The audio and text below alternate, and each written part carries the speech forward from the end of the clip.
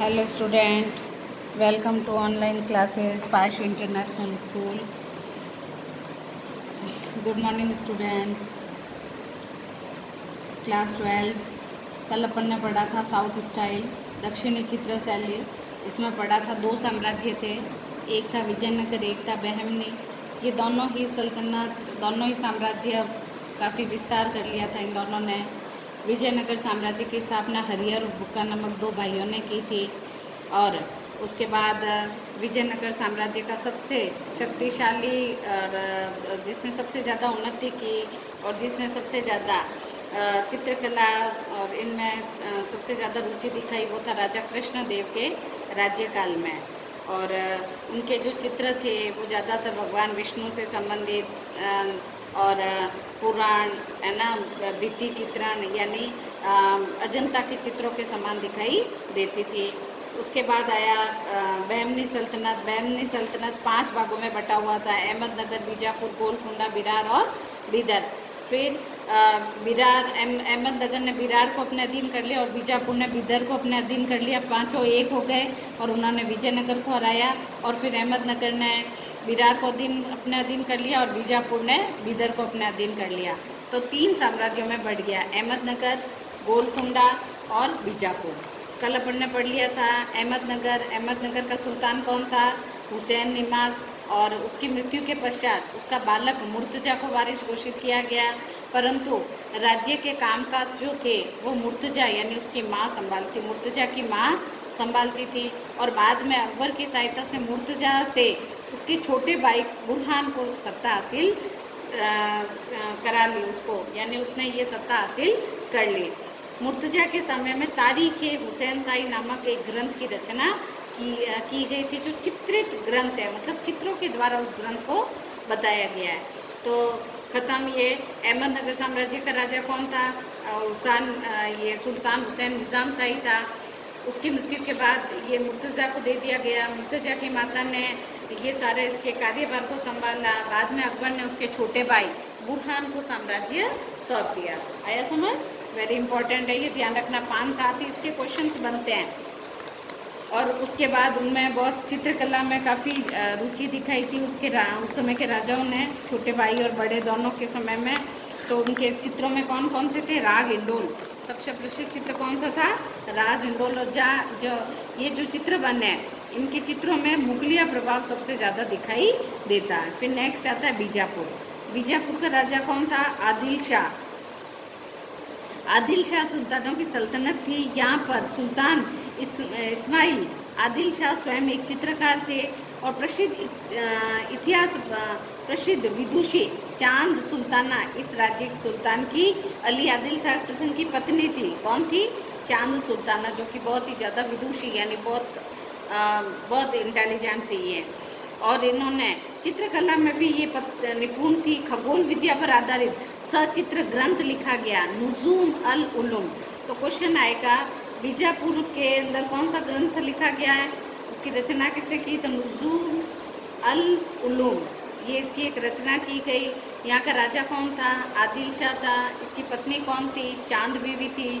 और इस समय की गई थी। बीजापुर के अधिसंख्यक सुल्तानों का सुझाव चित्रकला के प्रति रहा। अपनी रुचि के अनुसार उन्होंने चित्र बनवाए एवं चित्रकारों को प्रोत्साहित भी किया। यहाँ की कला पर जहांगीरकालीन मुगल कला का व्यापक प्रभाव पड़ा। अब वही बात आ गई कि ऊपर भी अपन ने पढ़ा, अहमदनगर पर चित्रकला का किसका प्रभाव पड़ा? मुगलिया प्रभाव। तो यहाँ पर भी सेम मुगलिया प्रभाव देखने को मिलता है। और यहाँ जो चित्र बने थे तो ये चांद बीबी पोलो खेलते हुए, हाथियों की लड़ाई और सघन वन में स्त्री। क्वेश्चन आता है बीजापुर में कौन कौन से चित्र बने? तो आपको लिखना है सघन वन में स्त्री, हाथियों की लड़ाई, चांद बीबी पोलो खेलते हुए।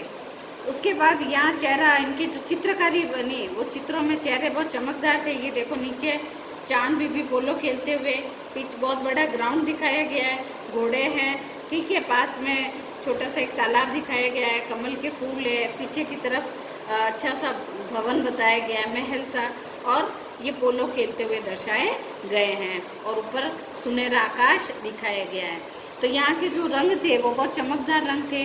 पृष्ठभूमि साधारण थी परंतु हरी भरी अंकित की गई थी। 16वीं शताब्दी के उत्तरार्ध में यहाँ की कला में भी मौलिकता स्पष्ट दिखाई देती है, लेकिन 16वीं शताब्दी के बाद में ये धीरे धीरे इनकी कला क्या हो गई थी, नष्ट हो गई थी और मुगलिया इफेक्ट ज़्यादा होने लग गया था।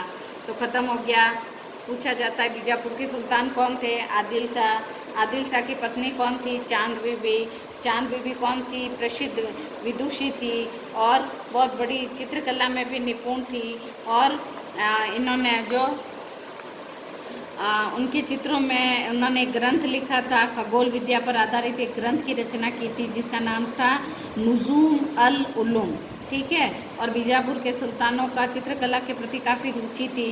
इनके चित्रों में मुगलिया इफेक्ट दिखाई देता था और इनके प्रसिद्ध चित्र हाथियों की लड़ाई, सघन वन में स्त्री और चांद बीबी पोलो खेलते हुए, ये इनके प्रसिद्ध चित्र थे। फिर आता है गोलकुंडा।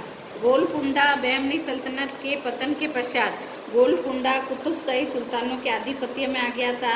इब्राहिम कुतुब शाह 1550 ईस्वी में यहाँ का शासक बना। अंडरलाइन करना है। 1550 में कौन शासक बना था, कुतुब शाह। और बाद में इस रियासत की राजधानी हैदराबाद बना दी गई। ये राजवंश मूलतः ईरानी था, जिस कारण ईरानी सत्ता यहाँ से मधुर संबंध थे। देखो ईरानी था राजा, तो ईरान से इनके संबंध कैसे थे, बहुत मधुर थे। साथ ही ये उन्नत व्यापारिक केंद्र होने के कारण यह धनवान रियासत थी। कला विकास के लिए शासक प्रचुर धन व्यय करते थे। हीरो के लिए भी गोलकुंडा की ख्याति थी, हीरे बहुत प्रसिद्ध थे यहाँ के। ठीक है। तो इसमें सिर्फ क्या पूछा जाएगा कि भाई यहाँ का राजा कौन था, कुतुब शाह जो कौन था, इसकी राजधानी क्या बनाई, रियासती राजधानी हैदराबाद बनाई गई। और ये जो राजा थे ये मूल ईरान के थे, इसलिए ईरान से इनके संबंध अच्छे थे। यहाँ की नारी चित्र सौंदर्य से परिपूर्ण है। मैना और स्त्री शीर्षक वाला चित्र इसका उदाहरण है, जो कि डबलिन के चेस्टर बेरी संग्रहालय में आज भी सुरक्षित है। मोहम्मद कुतुब शाह के समय दरबारी दृश्य व मुखातियों का सुंदर अंकन हुआ है। हैदराबाद व गोलकुंडा दोनों ही स्थानों पर चित्रकला के श्रेष्ठ विकास हुआ है। उमरावों, दरबारियों, राग रागिनियों के अनुपम चित्र बने। तुजू के आसफी यहाँ का एक उल्लेखनीय चित्रित ग्रंथ है। नारी चित्रण को गोलकुंडा शैली ने नई ऊंचाइयां दी है, और क्योंकि गोलकुंडा के जो चित्र बनाए गए थे वो सबसे ज़्यादा नारी चित्रण में था। लेकिन कालांतर में इस शैली मराठा चित्रकला में मीनाकारी का प्रभाव भी बढ़ गया था, और जिससे इनकी मौलिकता नष्ट हो गई थी। यानी जो चित्रों में सुंदरता थी वो धीरे धीरे रंगों की नष्ट हो गई और उसमें मीनाकारी का काम होना शुरू हो गया। तो ये अपने 3 टॉपिक हो गए। दक्षिण चित्र शैली, किन 2 भाइयों ने मिलकर के साम्राज्य का सूत्रपात किया, तो आप लिखोगे हरिहर और बुक्का। बहमनी सल्तनत कितने भागों में बढ़ गई थी, तो 5 भागों में। कौन कौन सी, बीजापुर है ना, बीजापुर और बीजापुर, गोलकुंडा, ये रही देखो अहमदनगर, बीजापुर, गोलकुंडा, विरार और बिदर, ये 5 अंडरलाइन करना है इसको।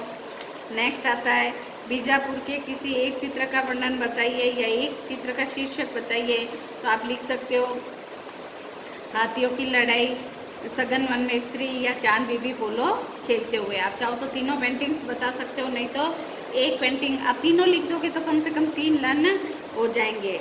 दक्षिणी कला पर किस शैली का प्रभाव पड़ा, तो आप क्या लिखोगे, दक्षिणी शैली पर ईरानी और अरेबियन कला का प्रभाव पड़ा। ठीक है। फिर चांद बीबी पोलो खेलते हुए चित्र किस शैली का है, बीजापुर शैली का है। मैना और स्त्री किस शैली का चित्र है, तो गोलकुंडा का है।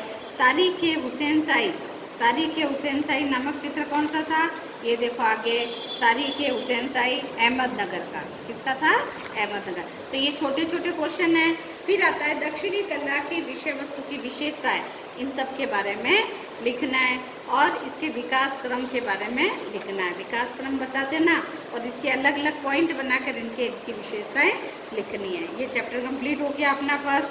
अब कल चलेंगे अपन चैप्टर 2 मुगल चित्र शैली, इसके अंदर कल बताया जाएगा। Thank you.